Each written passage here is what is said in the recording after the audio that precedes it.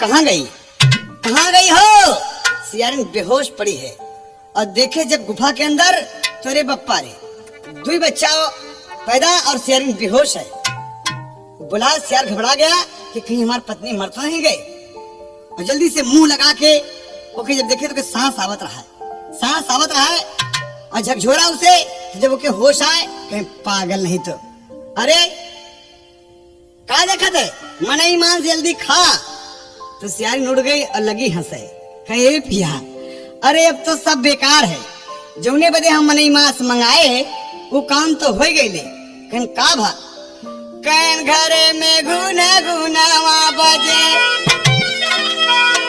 अरे घरे में गुना गुनावा बजे, सावन बरसा ए बादल गरजा, सावन बरसा दुईठी बुनावा, घरे में गुना गुना बजे।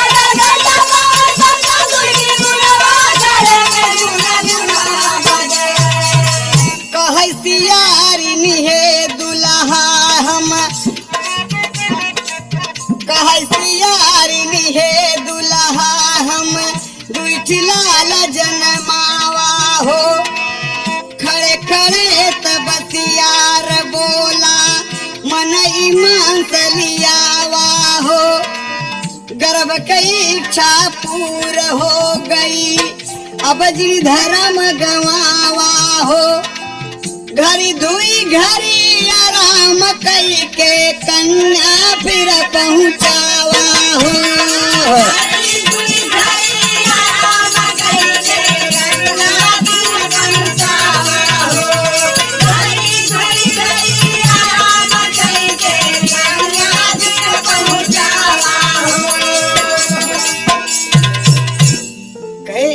अरे पिया अब सब बेकार है, कहे हम ले आए हैं, अरे एक सुंदर लड़की ऊपर है, अरे खाले जी भर के कहना बेकार है, गई देखा था।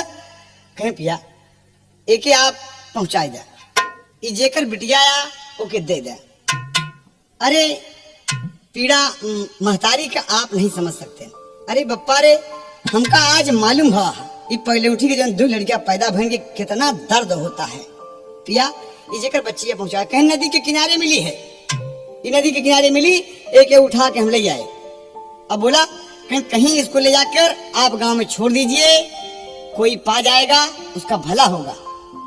कहने सियार को क्रोध आ गया, कहा था, चटक के बोला सियार का के जाई लौटावई, अरे छोड़ गुफा ना जाब गाँव में कुकुरन से चितवावई हो, घरे में घूमे तू नवा बजे, अरे घुमावे नयन सियारवा के चल गवा जनुनावा, घरे में घूमे घुमावा बजे।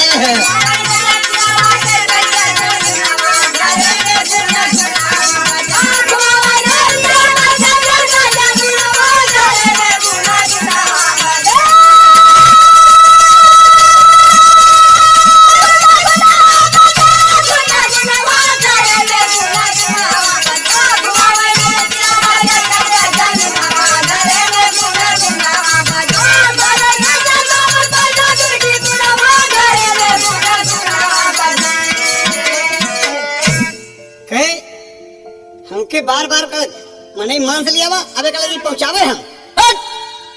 कहे पिया ऋषियाजिन अगर आप नहीं जाता तो इंसान है, हम सब जानवर हैं। तर्ज लग गई नदिया के पार से।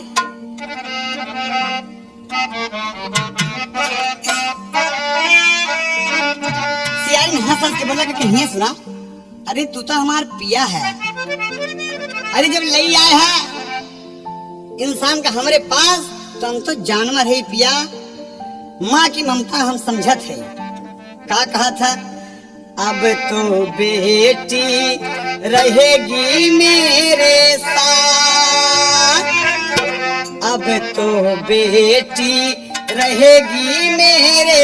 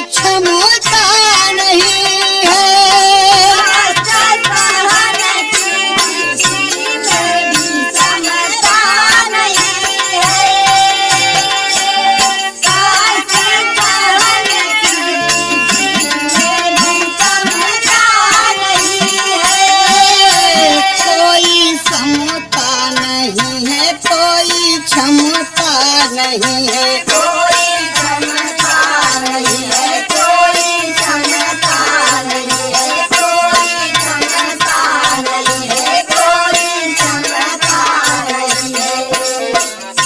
तोहरे पग पे बल में हमरो मात, हे हंसी हंसी सियरीनी कहे सियरा से ना, तोरे पग के बल में हमरो मात, तोरे पग के बल में हमरो मात, हंसी हंसी सियरीनी कहे सियरा से ना, तोरे पग के बल में हमरो मात, हंसी हंसी सियरीनी कहे सियरा से ना। अब तो बेटी रहेगी मेरे साथ, हे हंसी हंसी सियरीनी कहे सियरा से,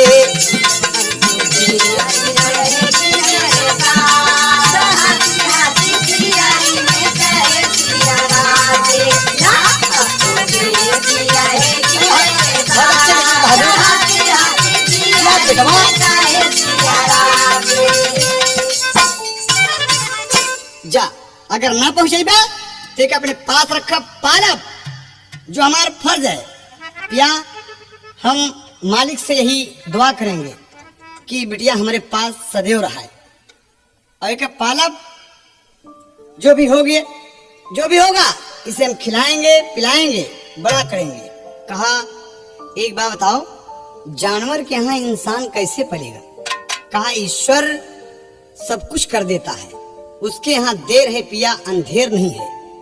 वो संभव को असंभव और असंभव को संभव बना सकता है। ईश्वर का ये काम है पिया। कहा वाह, इतनी तो कहें हाँ, कहें पिया एक नया जीवन नारी को मिलता है जब उनके बच्चा पैदा होता है। गर्भ से छुटकारा पाने पर वो पीड़ा सिर्फ माँ बनने वाली नारी ही जान सकती है। यह बेटी मुझे बहुत प्यारी लग रही है। आज से मैं अधर्म पर कदम नहीं रखूंगी। सियार ने कहा कि नहीं खाओगी? कहीं नहीं खाएंगे। नहीं खाओगी? नहीं खाएंगे। नहीं खाओगी? नहीं खाएंगे। तो कहा तो फिर सियारिन, अरे बेटी के पालब समझ करके थाती, धर्म जिन गवावा जिनगिया के साथी, धर्म जिन गवावा जिनगिया के साथी, धर्म जिन गवावा जिनगिया के साथी, धरती के पालब समझ करके थाती, धर्म जिन गवावा जिनगिया के साथी, धर्म जिन गवावा जिनगिया के साथी। कहे अब अपना धर्म आप न खोइए और न आप खाएं, त्रिबाचा दीजिए। त्रिबाचा सियार दे दिया। कहे पिया फल फूल खा के गुजारा पिया करे बे, फल फूल खा के गुजारा पिया करे बे, फल फूल खा के गुजारा पिया करे बे, अधर्म पे आपन चरणवान धर बे, अधर्म पे आपन चरणवान धर बे, अधर्म पे आपन चरणवान धर बे। एक दिया के दीपक सनहिया के बाती, धर्म जिन गवावा जिनगिया के साथी, धर्म जिन गवावा जिनगिया के साथी, धर्म जिन गवावा जिनगिया के साथी। ओ तेरी के बालक हम संगिल के साथी, धर्म जिन गवावा जिनगिया के साथी, धर्म जिन गवावा जिनगिया के साथी। दोनों प्राणी का मन हर्षायल, दोनों प्राणी का मन हर्षायल, दोनों प्राणी का मन हर्षायल। सिया मगन हो के बिटिया उठायल, सिया मगन हो के बिटिया उठायल, सिया मगन हो के बिटिया हंस के सियारिन भी हंस के लगा लिहलस छाती धर्म जिन गवावा जिनगिया के साथी धर्म की गवावा जिनगिया के साथी धर्म की गवावा जिनगिया के साथी बेटी के पालन हम जिनगिया के साथी धर्म की गवावा जिनगिया के साथी धर्म की गवावा जिनगिया के साथी। कहे कि ठीक है, अगर दोनों प्राणी की इच्छा है तो कोई बात नहीं है। बेटी रहने लगी। धीरे धीरे कहना है कि धीरे धीरे बेटी बढ़ने लगी। दोनों प्राणी हंसी खुशी से रहने लगे। गांव से कपड़ा लाकर लड़की को देता है।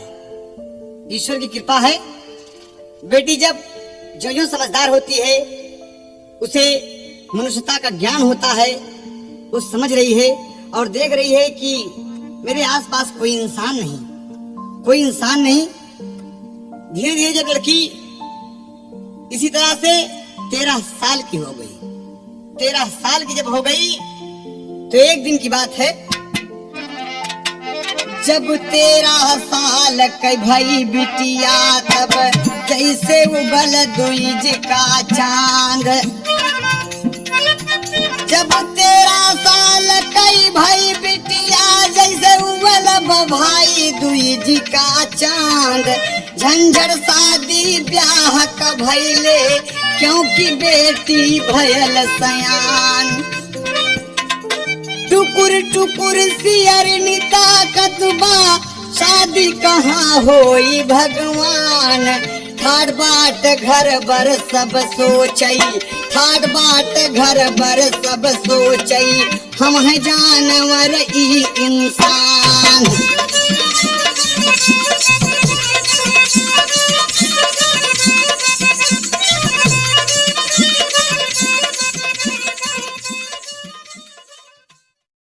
सोचते हैं कि घर भर सब कुछ ठीक होना चाहिए।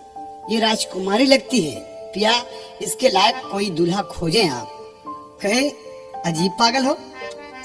सियार कहता है, वो पूछता है कि इसकी शादी कहाँ होगी। बोला अपने बिरादरी में। कहा वाह वाह वाह वाह, अपने बिरादरी में? ना ना ना। सियारिन बोली ये सियार नहीं है, जानवर नहीं, इंसान है। इंसान की शादी इंसान से होती है। पिया एक बात सुने हम। कहे ठीक है, अगर तुम कहती हो तो मैं एक बात बताता हूँ। कहता है ढांढस दे के सियार बोला धीर धरा है रानी। ढांढस धर के सियार बोला धीर धरा है रानी। अरे ढांढस धरा हृदय के अंदर बिटिया भइल सयानी हो। अरे घरे में घुन घुनवा बजे। अरे पानी बहे नैन से भय